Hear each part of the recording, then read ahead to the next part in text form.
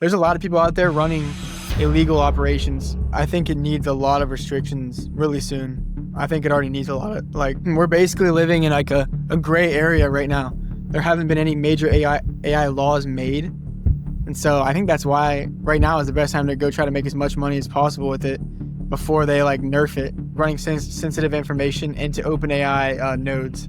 Since that New York lawsuit with OpenAI that stated they had to like store everyone's information, all the inputs and outputs, like they hold everything, even everything you've ever said now. What's good, Jackson? What's up, Bennett? Dude, I'm super pumped for this. What do you do? So right now, I've just jumped into a lot of stuff. So about 6 months ago, I started an AI agency. And so that's probably one of the most common thing people are running to right now. It's basically where it's kind of like a marketing agency, but you sell AI automations to businesses. And they don't always have to do with anything related to marketing. There's just general operations. It's like taking over the operations of a business and utilizing AI and like agentic capabilities to save the business a lot of money, time, and help them make more money. Basically what I do. On top of that, this wasn't planned, but I started doing AI mentorship as well because the content started doing well. And I'd originally not even thought about that, but it became a possibility when I started just like ripping content, taking a chance on everything. And so now I got both sides of that and then the WAP community for like low ticket. There's a lot going on now. So how did you did you do anything before this, or how did you get started? So I graduated from college last year. I went to Florida State and I was working on another business that was like sports technology related. And that was with my co-founder. We've been doing that.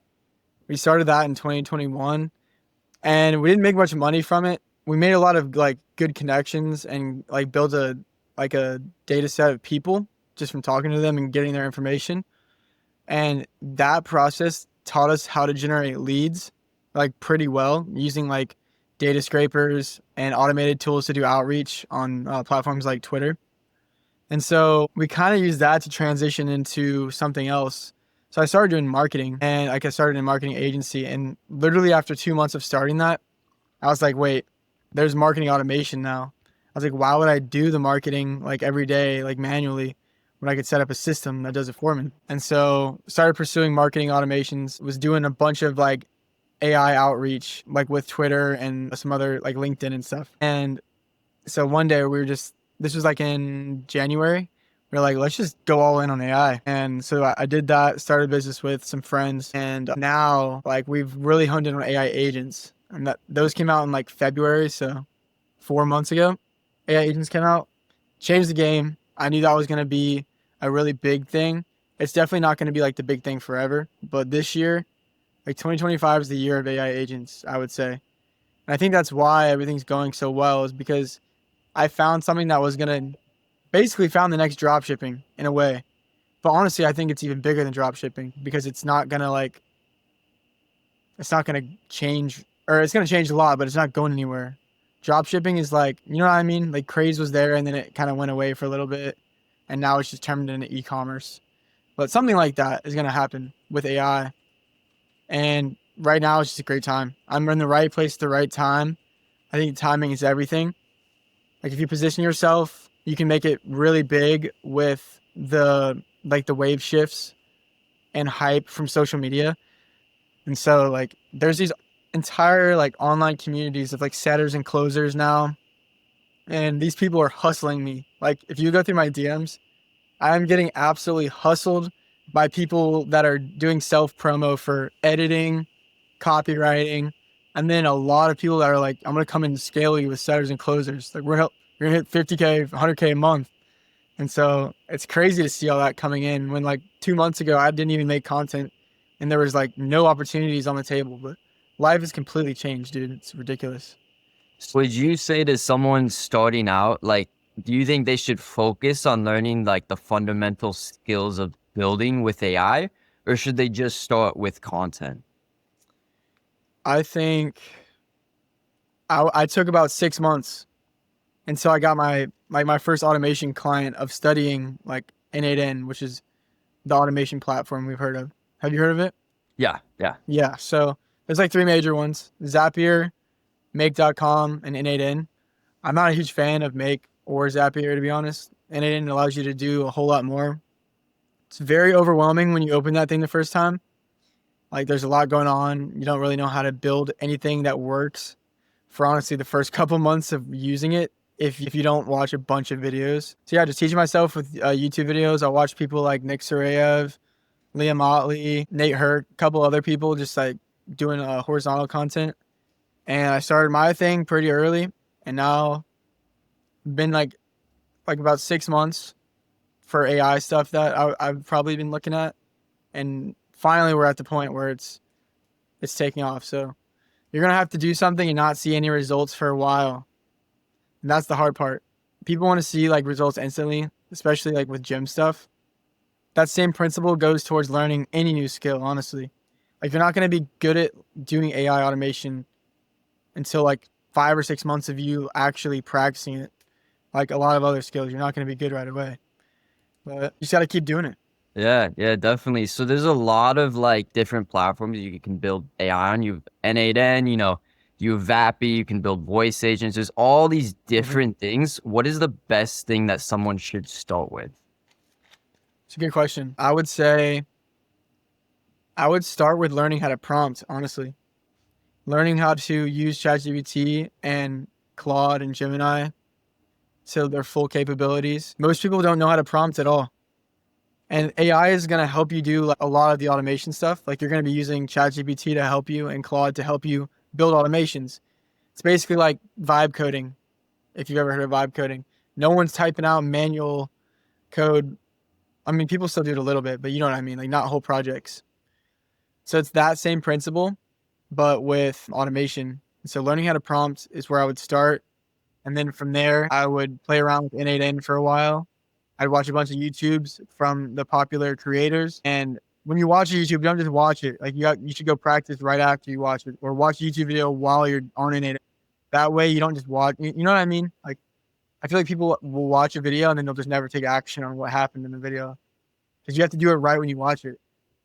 Taking notes on videos and actually. Yeah, notes, and even just like doing it right next to it. That's what works for me the best. I think that helps you learn way faster than taking notes. You're doing a lot. You have your AI agency, you have info, you have all these things. What does like the day-to-day look like for you? Dude, it's packed. So I'll kind of show you. I was in Bali up until 3 weeks ago.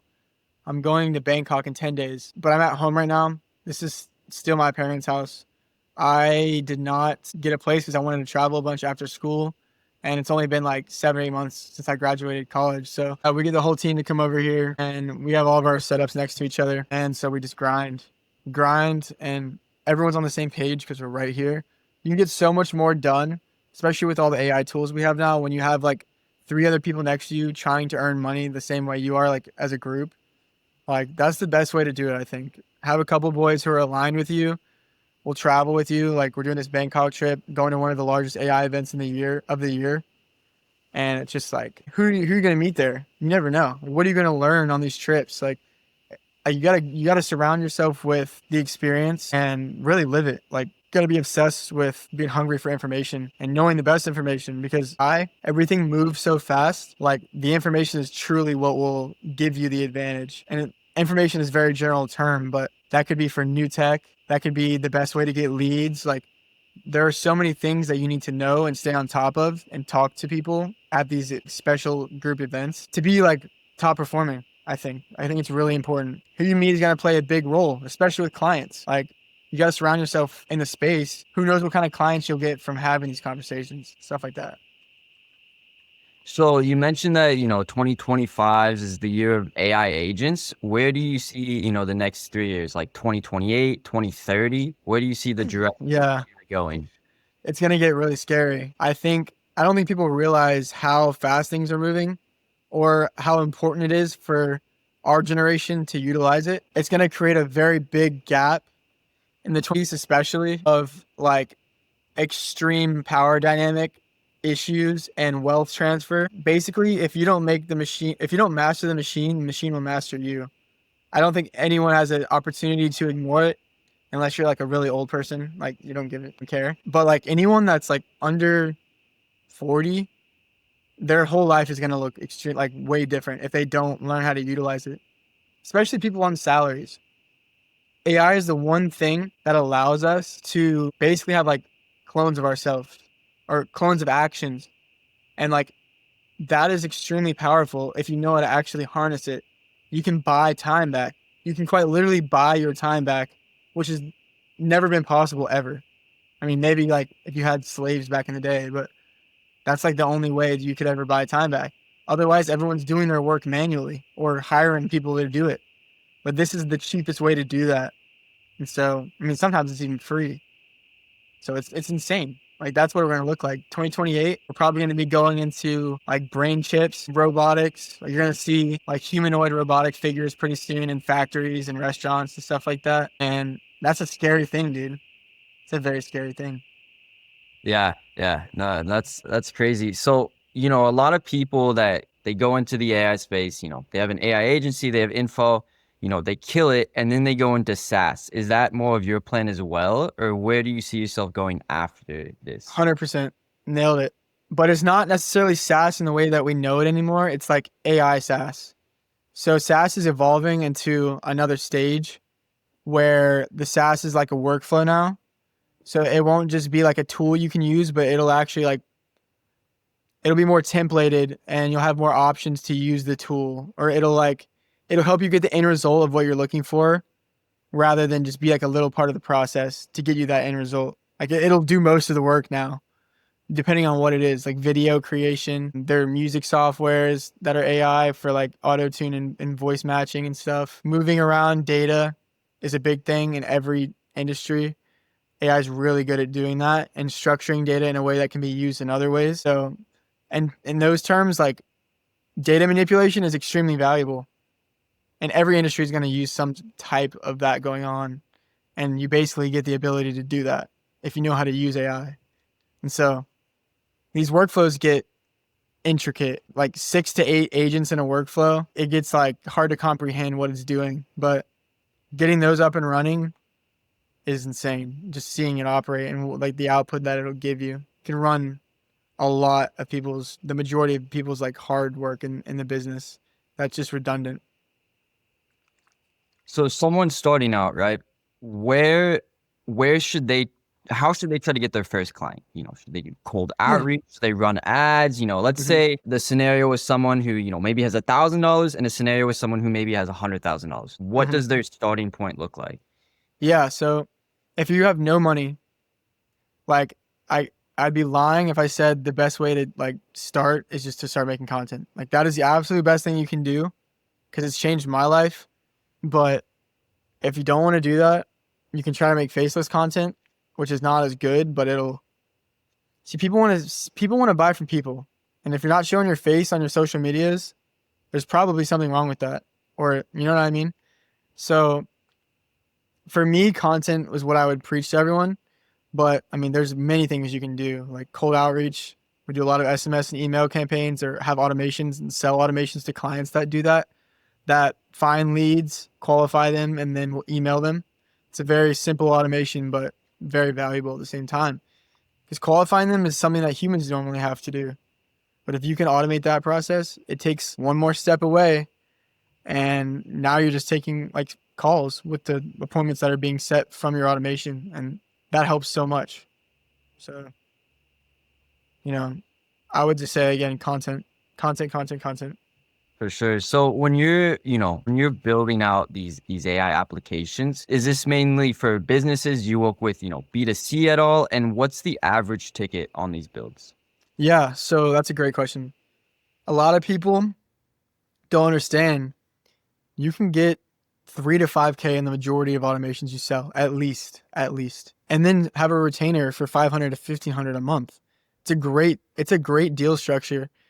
You just have to know how to be a good consultant and understand your businesses and clients' process. Once you understand the process, you can really work the deals you make with people if you understand the money they're saving. You need to make sure the business owner you're working with understands how much money they're saving as well as time and being able to like quantify that data to them. Because at that point, it becomes, it's not, you're not selling them anymore. It's just it's a fact. They're missing out. And so you could argue them all the way up to as much as money as you're going to save them or close to it. But most people never do that. They'll do like a third to half of what like the money being saved. But still And, high. and when you're building these, do you kind of make it into a way where it's really customized for them so the churn is very low when you're charging these monthly retainers? Or do you have like these pre-built templates? Like what's the churn look like on a business like this? Yeah. So there's templated stuff and custom. I'm gonna tell you the majority, if you're not running ads or targeting like one specific type of client, the content's gonna bring in like a very wide array of different builds. If you're good at building, I mean you can take on the challenge with everyone. I would say like the easiest structure to scale is to niche down completely, to find like a template that's really good for like one type of business and like really nail their process down, because the same type of business in other locations, their competitors, they're most likely going to need something very similar to that. And like no automation is really the same in the way it connects to businesses. Like a lot of businesses use a lot of different CRMs, and you have to integrate with these CRMs through webhooks or API connections. And so even if it's a template, there might still be a few tweaks you'll have to make. So it is a lot of custom work. Like it ends up being more custom work than you thought it would be. And so that's just something that should be noted for people getting started. And so what does someone's getting started, they just got their first client. What's the fulfillment look like on that? Yeah. So it really depends on your expertise on automation and like data collection and storage. But I would say most people take like 4 to 6 weeks, 4 to 8 weeks to build out stuff for clients. It's like a month to 2 month process. But I also know other people in the space that can do a build in 2 weeks. So I mean, there's some crazy people that are in this competition pool already. And I've had the pleasure of meeting some of them. The top LinkedIn guys I all know. I'm in a network with a bunch of other AI influencers that are all our age and in the space, and we're kind of just all talking and ideating together to stay ahead of everyone else. I know that there's, different ways you can handle the fulfillment. You can do it in-house with a team, or you can, hire people on Yeah. Upwork. What's the pros and cons to each of those? Yeah. I think no matter what happens, you're still going to need to know how to do it, the Mhm. automations, because you need to know, like, you can't, I mean, you can try to do AI arbitrage, which is like what I was doing for a while, a little bit. But ultimately, if the longer you don't have the knowledge, the more it's going to hurt you, because sometimes like you'll need to know what a good build looks like or what your client wants to not like deliver them a bad product. And like if you're outsourcing it, there's a good chance that the automation engineers, if you can find any that aren't like, I mean, I know there's like a lot of people try to outsource them to like places like Indonesia or India, and I'm looking into that as well. But the quality of like the communication with a team like that is going to be very difficult.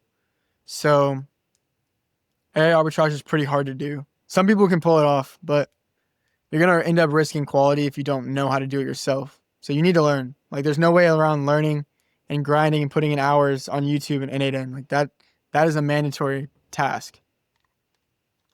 So someone's starting out, they're just diving into the learning as much as they can. They're still kind of struggling to get that first client. What's a good niche that someone should go after? Yeah, so we go for home service based businesses. So we have 2 clients right now that are roofing and flooring, and then we have an electrician client. And so a lot of their processes are very similar. And I chose like this industry because I had an in with my dad. He has an electrician franchise. And so getting to his connections as well and creating a big solution for his process. But we actually haven't even like brought him on as a client yet. We've only been doing other people that we've met through the content and in person. And traveling has even gotten me some good clients. Um, so yeah, we do home service, but we recently had this insane deal that we're trying to close right now, and it's at a family office in Atlanta. And basically, it's a large investment company. I think they're managing like somewhere around 8 billion, like some crazy number like that. And they're trying to get us to help automate a lot of their processes. They have some very complex stuff, and it handles like sensitive information, like medical information. And so like there's a whole nother side to the AI agency that people don't even know exists yet. And that is like the locally hosted side. Because and it is open source. So you can download this on your computer and install LLMs locally on your machine offline. And so the reason people do this is because it's private. The data is private. So you're figuring out how to like securely store someone's data, and because you're liable for their data if you're doing their automations. And you can get sued if companies like OpenAI have like a data breach, and your client's information was using a ChatGPT agent. And so now their data is somewhere in that data breach. If there's a class action lawsuit against OpenAI, we can be liable for that if they can pin it down to us. So that's something that nobody wants, but that's a whole nother side to it that I don't think people have even realized is a problem. There's a lot of people out there running illegal operations, like running sensitive information into OpenAI nodes, and they don't even realize they're doing something wrong. So that's Yeah, funny. that's a really good point because I see a lot of people also going into like the healthcare niche, and Yeah. there's once there's all this compliance. There's a lot of things that go into those builds. It's not as simple as just a regular N8N build. You have so much other stuff that I think that people just don't understand the Bro, complexity of different things exactly. like that. And so some people will probably end up getting sued and not even knowing why. I bet you it'll happen, especially now since that New York lawsuit with OpenAI that stated they had to like store everyone's information, all the inputs and outputs, like they hold everything, even everything you've ever said now, like from 2022 and on, that they still have everything. Do you think that big players like ChatGPT, because take 10 years ago we had Meta, Facebook was like the big kind of thing in terms of, I guess you could say, kind of like manipulating people in a certain direction. Do you think that we're going to start to see that with big LLMs as well? I do. I mean, I would say Meta is still very much in the game. The number one open source large language model is Llama. That's Meta's ChatGPT competition. And so I call it OLLAMA, open source Llama. That's what we use for the local server. So we have a whole locally hosted N8N, and like our whole platform is locally now, just for like data security, because we're dealing with a major client I was like telling you about. And we have OLLAMA on my co-founder's computer.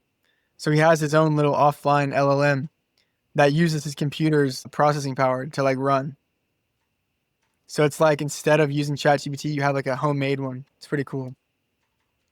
So how would someone, let's say maybe they got like 10, 15 clients, they're looking to really, get out after the bigger ticket. How do they, go about learning how to locally host stuff? Like how do they learn that, since it's obviously a lot more complex? Yeah, that's a whole nother side of it. It's again a lot of self-teaching and probably even longer amount of time to learn how to do that than it was to even get into it. But it's like it's fully advanced.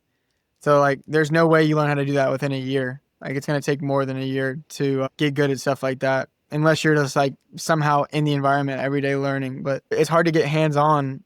Like it's hard to get a hands-on experience with that because it's extremely expensive.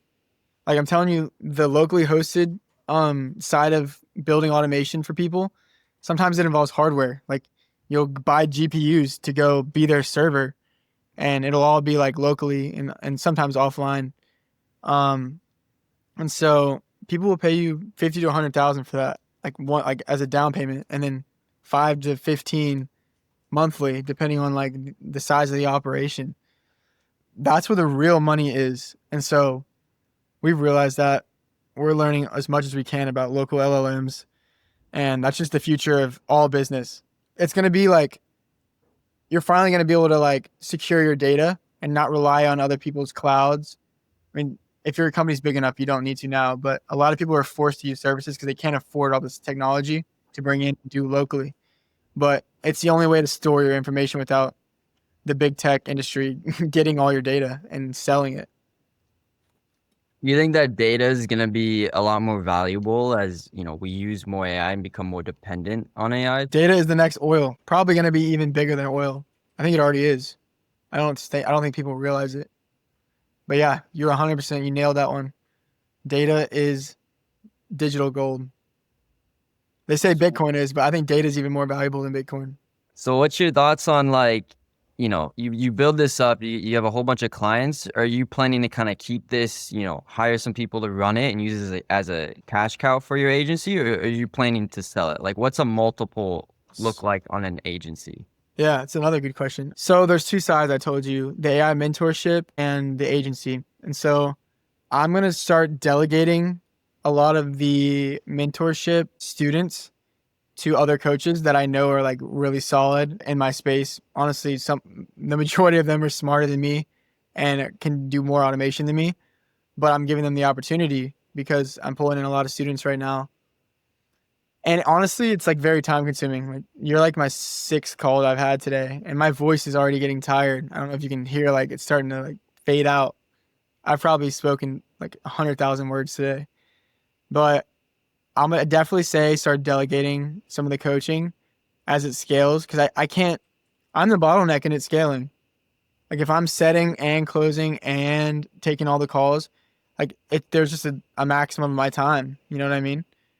And so like that's why it's high ticket. It's 5 grand for until your first client. And the value's there. I mean, people are getting on sales calls with me, they're not even arguing. Like these are some of the easiest closes I've ever had because I've been building rapport with my content and they said it's like super authentic. So that's good. I want to stick to like just being real and not one of those gurus online that's you can make 40K a month, you can make 50K a month, just give me 5 grand. Like that's just like toxic business culture in my opinion. And that's the majority of people. So if you can be real and tune out the way that other people do things, I think there's a lot of paths for people who want to be authentic and actually learn something and sell their knowledge in the form of mentorship. What's the hardest decision, throughout your career so far? What's the hardest decision that you've had to make, and what have you learned from that? I would say, I guess the hardest decision was knowing that going into this industry would probably end up being like bad. And I think like we all kind of have had a thought about it. Like AI just going like there's a dark side to it as well. Or there can be very quickly at the rate we're, moving into things and how fast technology is progressing. I guess I knew that one day AI would cause a really big problem for society, whether it's through job shortages or like it starts a war or something. I mean, it could very well do that based because of how like much of a change it could have on society, and it already has had a major change. I think, I mean, you have to go with it, or else you'll get left behind. Like there's just no other way around that fact. And so it's scary, man. It's kind of like I just realized we don't have a choice. That's why I went into it. But I also enjoy learning about it, and I enjoy like it's nice. It's really like it gives us a lot of opportunities, but at the same time, it's too much, and it's gonna be way too much here pretty soon. So it's a double-edged sword. That's kind of the hard decision. Would you say that, like, if someone's, more concerned about how the direction that AI is going, do you think that they should sit on the sidelines, or they should actually go and be on the front lines and try to put it into a direction that's, more ethical and more on the side of protecting others instead of the nefarious things that you can do with AI? Yeah, I think it needs a lot of restrictions really soon. I think it already needs a lot of like we're basically living in like a gray area right now. There haven't been any major AI laws made. And so I think that's why right now is the best time to go try to make as much money as possible with it before they like nerf it. And if it gets nerfed, that's good. Like we need a nerf because it's moving too fast. It's going to put a lot of people out of jobs. There's going to be chaos if they don't figure something out. So that's why you need to get in now and learn how to do this as fast as possible because the opportunity may close. It may not be as good as it is right now. Emphasis. Sweet, man. Dude, Mhm. as you're wrapping up, I like to ask someone, what is one question that you want to ask the person that's coming on after this? Um,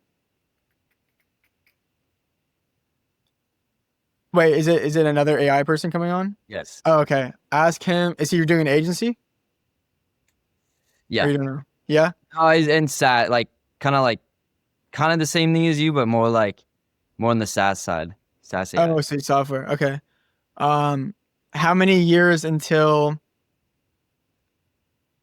he thinks AI is completely taken over? Ask him that. I'm gonna guess he'll say like four or five. That's my guess. Oh, it's moving Yeah. so quick.